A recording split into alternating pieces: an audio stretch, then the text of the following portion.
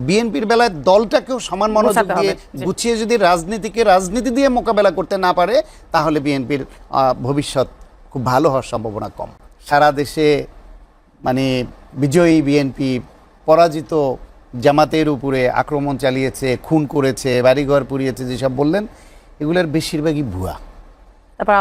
বেশিরভাগই ভুয়া। আমি বলছি গত কয়েকদিনের যত বলতে দেন, শেষ করতে দেন। বেশিরভাগই ভুয়া। বাংলাদেশে নর্মালি প্রতিদিন সামাজিক সন্ত্রাস বলতে যেটা হয় বা পারিবারিক কলহ থেকে যেই অনিষ্ট হয়, সেটার সংখ্যাটা অনেক।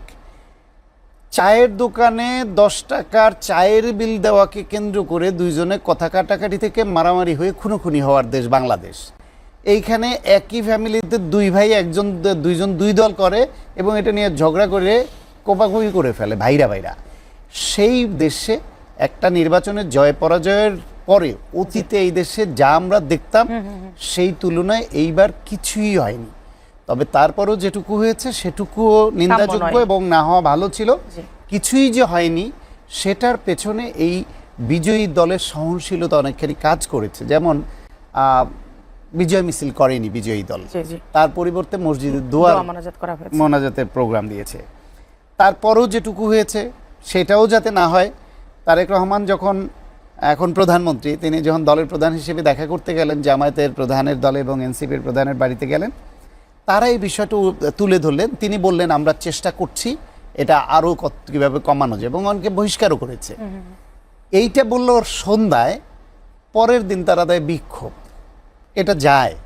এটা কি কোনো আচরণ হতে পারে যে ভাবি প্রধানমন্ত্রী যিনি ব্রুট মেজরিটি পেয়েছেন, তিনি দেখা করতে গেলেন, আলোচনাও হলো, বললে তার কাছে প্রসঙ্গ তুললো, তিনি বললেন আমরা চেষ্টা করেছি, আমি আরও চেষ্টা করছি, পরের দিন বিক্ষোভ করে তারা গেল। এইটা কথায় কথায় এই এক্সাজারেশন কি বলে, আমাদের 53টা সিটে জয় পরাজয় হয়েছে 5000 ব্যবধানে। নেমে আসলো তারপর না, আমাদের 31টা সিটে জয় পরাজয় হয়েছে 5000 ব্যবধানে, এবং এটা নিয়ে কারচুপি হয়েছে, কারসাজি হয়েছে, আমরা আইনি লড়াইয়ে যাব। রিয়ালিটি হচ্ছে টোটালি 21টা আসনে 5000-এর কমে জয় পরাজয় ব্যবধান, 21টা আসনে, 21টা। আজকে আপনি গুগলে সার্চ দিয়ে দেখেন, যে কোনো পত্রিকায় পাবেন 21টা। সেই 21টার রেজাল্ট কি হয়েছে জানেন? 21টার মধ্যে 12টায় হেরেছে বিএনপি। 5000-এর কম ব্যবধানে যে জয় পরাজয়, যে হার্ড কন্টেস্ট, তার মধ্যে 21টার মধ্যে 5টা হেরেছে বিএনপি, 12টা হেরেছে বিএনপি, 5টা হেরেছে মাত্র জামাত। এনসিপি হেরেছে একটায়, খেলাপথ একটায়, অন্যান্য স্বতন্ত্র একটায়, এলডিপি একটায়, এরকম হয়েছে। বরং 2টা আসনে এরকম হয়েছে, সিরাজগঞ্জে জামাতের রফিকুল ইসলাম সাহেব আর মাদারীপুরে একজন, যেখানে কেন্দ্রের ভোট গণনায় বিএনপি জিতে গেছে। বিএনপির নেতাকর্মীরা উল্লাস করা শুরু করেছে। তারপর আসলো পোস্টাল ব্যালট গণনা দেখায় বিএনপি পায় 800 আর জামাত পায় 2500-এর উপরে। সেটা দিয়ে যেহেতু কম ব্যবধান ছিল, 2 জায়গায় জামাতের প্রার্থী একজন, জোটের প্রার্থী একজন জিতে গেল।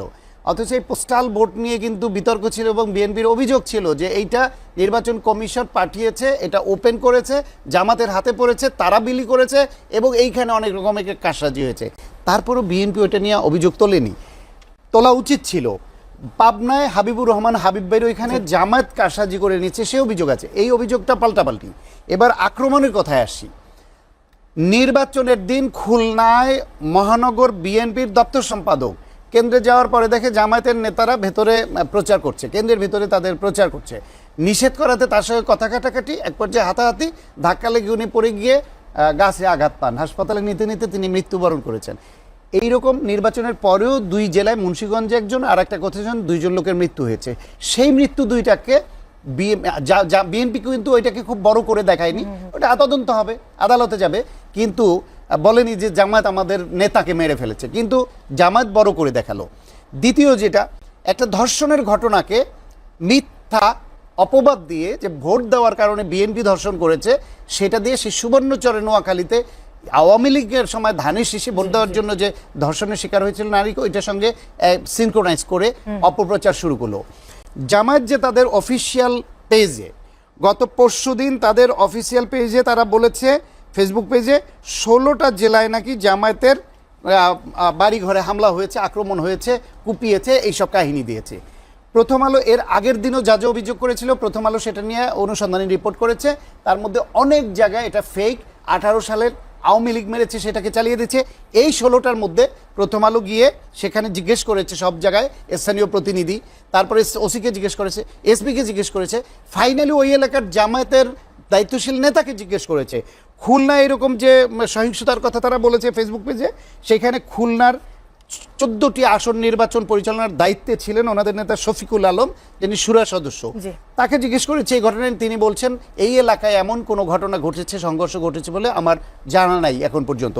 গোপালগঞ্জে এরকম একটা সহিংসতার খবর, এই 16টার মধ্যে আরেক জেলা গোপালগঞ্জ এক আসনের জামায়াতের প্রার্থী যিনি ছিলেন মোহাম্মদ আব্দুল হামিদ, ওনাকে জিজ্ঞেস করেছিলেন, বলছে না আমার এলাকায় এখন পর্যন্ত নির্বাচনের পরে নির্বাচনী সহিংসতা হয় নাই। কেন্দ্রীয়ভাবে সিদ্ধান্ত এটা কেন করলো শেষ করি সংক্ষেপে, করলো এই জন্য যে এই যে জিনিসগুলো তারা তাদের মেইন ওয়েব পেজে, অফিসিয়াল পেজে রেখে দিল, এটা অভিযোগনামা আকারে, লোকালি ঘটে নাই, লোকাল নেতারা না করছে, পত্রিকায় রিপোর্ট হচ্ছে, কিন্তু এইগুলাই হিউম্যান রাইটস ভায়োলেশনে ইলেকশন পরবর্তী সহিংসতা হিসেবে তারা বিশ্ববাসীর কাছে উপস্থাপন করবে, একসময় বই করবে, প্রচার চালাবে, কিন্তু এটা যে মিথ্যা, এটা যে বানোয়াট সেটি স্বীকার করবে না। নির্বাচনের আগে যেরকম সততার নাম বলে ধর্মের নাম বলে সবচেয়ে বড় দুর্নীতিটা করেছে, টাকা দিয়ে মানুষের কাছ থেকে 5 বছরের জন্য রায় কিনতে চেয়েছে, এরকম দুর্নীতি করেছে, এখনো তারা এরকম মিথ্যা রাস্তা নিচ্ছে। সুতরাং সহনশীলতা, সহাবস্থান, বিএনপিরও ভুল করলে ধরিয়ে দিতে হবে, নিজেরাও মিথ্যা কমাতে হবে। এখনো পর্যন্ত ভালো উদ্দেশ্য নিয়ে ভালো হচ্ছে, এটা আমি বিশ্বাস রাখতে চাই এবং আমার তাই মনে হচ্ছে। তো বিএনপির জন্য চ্যালেঞ্জটা এবার আসলেই অনেক বড়, যেটা বলছিলাম, একদিকে প্রত্যাশা বেশি, অঙ্গীকার বেশি, দেশের অবস্থা ভঙ্গুর, পাশাপাশি বিরোধী দলে জামায়াতের মতো একটা ধর্মভিত্তিক চেইন অফ কমান্ড মেনে চলা সাংঘাতিক সিরিয়াস একটা দল বিরোধী দলে, এবং তাদের আসন সংখ্যাও অনেক, যে এনসিপি জামাত মিলে 78টা 77টা আসন, তারা ভোটাররা এসে তো আর কথা বলবে না, মানে সংসদে কথা বলবে, বিতর্ক করবে এই 78 জন মানুষ, এবং তার সঙ্গে নারী যতজন যোগ হন সেইটা, সেই বিবেচনায় বিএনপি খুব সহজে যা খুশি তাই করতে পারবে, পার পাবে, সেই পজিশনটা বিএনপি পাবে না। সেই বিবেচনায় আমি মনে করি যে সংসদ একটা চেক অ্যান্ড ব্যালেন্সের জায়গা হবে। ছায়া মন্ত্রী পরিষদ করবে বলছে জামায়াত ইসলাম, এনসিপি, এটাও খুব ভালো একটা উদ্যোগ, সেই হিসেবে এটা করা। পাশাপাশি বিএনপিকে মাথায় রাখতে হবে যে শুধু মন্ত্রী পরিষদ দিয়ে দেশ চালিয়ে মানুষকে একটু স্বাচ্ছন্দ্য দেওয়ার চেষ্টা তো করবেই, তারপরও বাংলাদেশে এত সংকটের দেশে যারা সরকার চালায় তারা 5 বছরের মাথায় গিয়ে খুব পপুলার হয়ে যায়, সব ক্ষেত্রে এমন নয়। তখন 5 বছর পরে যে তত্ত্বাবধায়ক সরকারের অধীনে নির্বাচনটা হবে, সেটা এখন থেকে মাথায় রাখতে হবে যে মানুষের মন জয় করে চলা আর সংগঠনকে শক্তিশালী করা। কারণ জামাতের মতো এইরকম একটা মানে একটু ভিন্ন মানসিকতার, যারা একই সঙ্গে এক হাতে বেহেস্তে টিকিট বিক্রি করে আর এক হাতে আবার টাকার নোট দিয়ে ইহকালের টিকিটও দিতে চায়, এবং তারা খুব সংঘবদ্ধ, এবং তারা খুব প্রয়োজন মতো রং বদলাতে পারে, এরকম একটা দলের সঙ্গে তাদের রাজনৈতিকভাবে মোকাবেলা করতে হবে। সুতরাং একই সঙ্গে বিএনপিকে সরকার চালানোর ব্যাপারে যেরকম সতর্ক থাকতে হবে, অতীতের দলগুলো সরকার চালাতে গিয়ে দলে মনোযোগ দিত না, দলটা একটু অগোছালো হয়ে যেত, বিএনপির বেলায় দলটাকেও সমান মনোযোগ দিয়ে গুছিয়ে যদি রাজনীতি দিয়ে মোকাবেলা করতে না পারে, তাহলে বিএনপির ভবিষ্যৎ খুব ভালো হওয়া সম্ভব।